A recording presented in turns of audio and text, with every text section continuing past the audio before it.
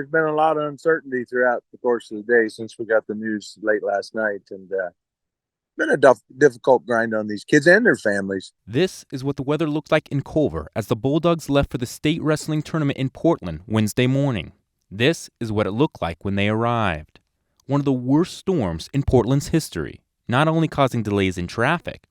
Took us about over 6 hours to drive the 15 minutes to the Coliseum, but also delaying the entire state wrestling tournament.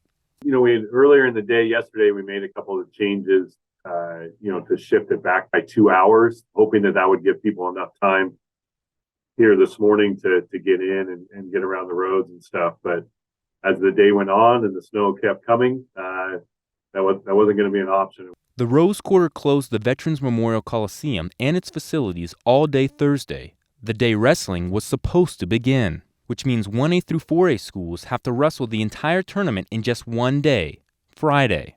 Which is fine for us. I mean, our district tournament was one day, and that doesn't bug me. I think, again, we can't control any of that stuff. So the one-day grind favors us a little bit. I think our athletes are in pretty good shape, and we'll manage that day pretty well. But it probably won't have the championship feel it should have.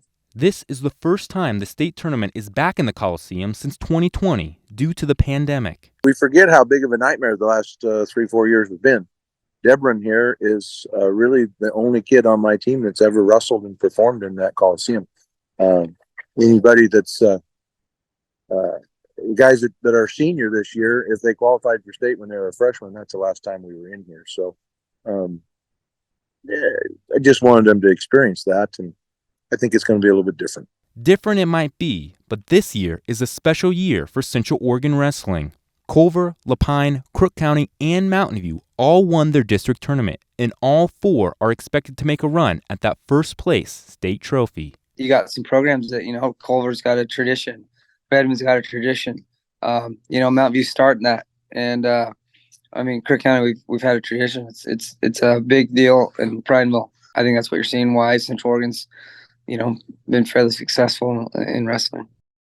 Steele Haugen, Central Oregon Daily News.